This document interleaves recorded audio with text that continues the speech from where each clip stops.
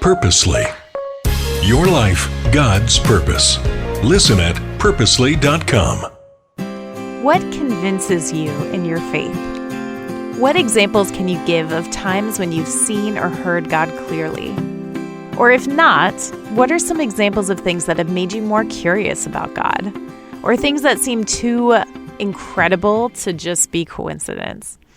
Hey, this is Jen. Welcome back to the Bible for Busy People podcast, where this week we are talking about some moms of the Bible because this week is Mother's Day. So, in case you didn't know, now you do. And I had one of these moments back in 2020, early, before the pandemic became a pandemic, and I'd just gotten a lot of really bad news back to back. One night, I just took off driving. I was driving and I was hitting my steering wheel and I was just screaming out my frustration. And I finally got to a red light and just felt completely worn out. I just didn't have anything in me anymore. And I remember saying to God, what am I supposed to do? There's nothing I can do, God. And I'm telling you, for the first time, I felt like I heard God's voice so clearly. And I wouldn't say that as in like an audible thing. I didn't hear voices that night, but I felt these words impressed on my heart. God saying, I do my best work with nothing. Today we are reading about another mom who was at the end of her rope and how God did some just unbelievable work in her life when she felt like she had nothing to give. All she could do was believe. This is in 1 Kings 17. Starting in verse 7, it says, "Sometime later the brook dried up because there had been no rain in the land. Then the word of the Lord came to him, to Elijah. Go at once to Zarepath in the region of Sidon and stay there. I have directed a widow there to supply you with food." So he went to Zarepath. When he came to the town gate, a widow was there gathering sticks. He called to her and asked, "Would you bring me a little water in a jar so I may have a drink?" As she was going to get it, he called, "And bring me, please, a piece of bread." "As surely as the Lord your God lives," she replied, "I don't have any bread, only a handful of flour in a jar and a little olive oil in a jug. I am gathering a few sticks to take home and make a meal for myself and my son, that we may eat it and die." Elijah said to her, "Don't be afraid. Go home and do as you have said, but first make a small loaf of bread for me." Sorry, that seems a little crazy to me that he said that like that. "But first make a small loaf of bread for me from what you have and bring it to me, and then make something for yourself and your son. For this is what the Lord, the God of Israel, says: the jar of flour will not be used up, and the jug of oil will not run dry until the day the Lord sends rain on the land." She went away and did as Elijah had told her. So there was food every day for Elijah and for the woman and her family, for the jar of flour was not used up, and the jug of oil did not run dry, in keeping with the word of the Lord spoken by Elijah. Sometime later, the son of the woman who owned the house became ill. He grew worse and worse and finally stopped breathing. She said to Elijah, "What do you have against me, man of God? Did you come to remind me of my sin and kill my son?" "Give me your son," Elijah replied. He took him from her arms, carried him to the upper room where he was staying, and laid him on his bed.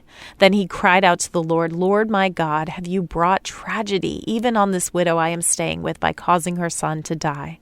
Then he stretched himself out on the boy 3 times and cried out to the Lord, "Lord my God, let this boy's life return to him." The Lord heard Elijah's cry, and the boy's life returned to him, and he lived. Elijah picked up the child and carried him down from the room into the house. He gave him to his mother and said, "Look, your son is alive." Then the woman said to Elijah, "Now I know that you are a man of God, and that the word of the Lord from your mouth is the truth." In a lot of ways, this woman was probably the least likely person to have opened her house to Elijah and to have been a provider for him.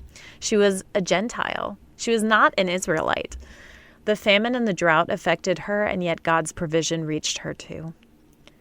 God said he directed a widow there to provide for Elijah. I wonder what that looked like in practical terms, like how he directed her. Did she know that he was coming? Did she hear some sort of word from God? Or was God working in her heart in unexplained ways? I noticed she said, "the Lord your God," when she spoke to Elijah. She knew of God, but she clearly didn't associate with him. And it's possible she might have worshipped Baal, like the leaders of her region at the time. Again, she was an unexpected choice. She was a widow. She was alone providing for her son. She was poor and destitute. We don't see any other family members, at least not mentioned in the story.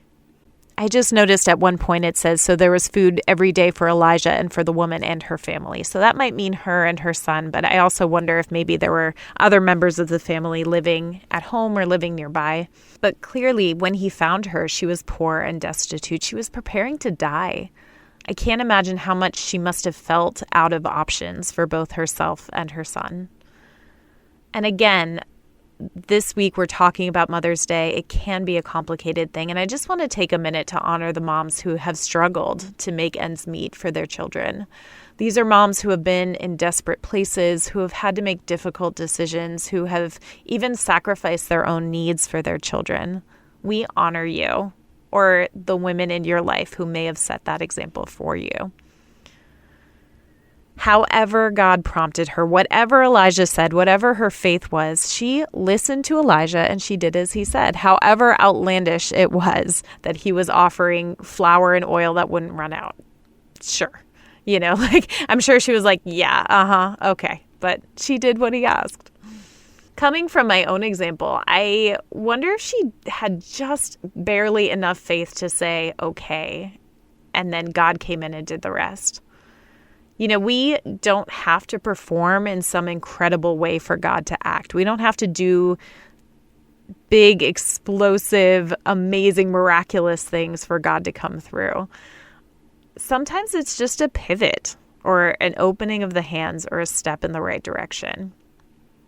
I sense from reading this story that her faith grew as the flour and oil held out.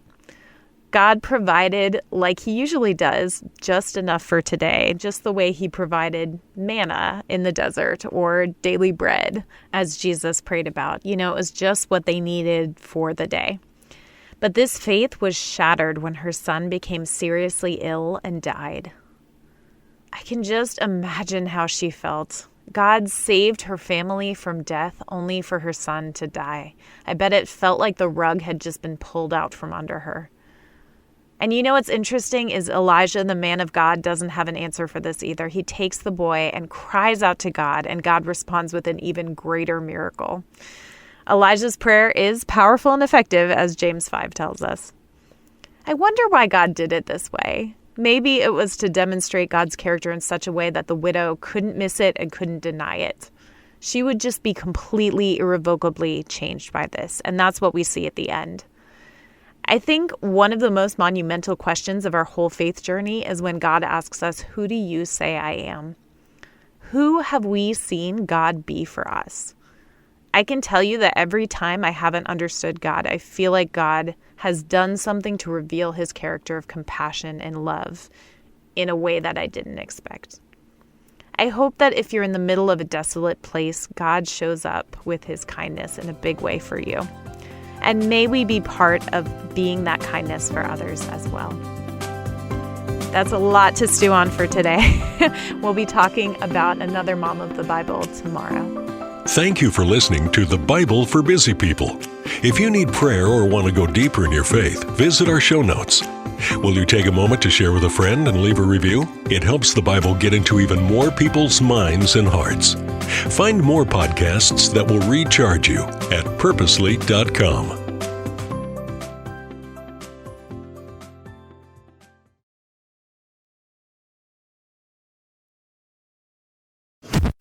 Thanks for listening.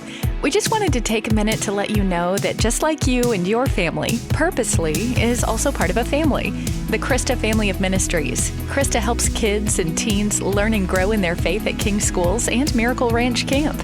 And Krista shares Jesus with people in the poorest, most remote places through World Concern. Krista Senior Living is a community of love and care, and Krista Media is a place of hope on the radio. God is changing lives through these 5 ministries, and Krista is on mission to share the good news of Jesus. To learn more, visit Krista.org.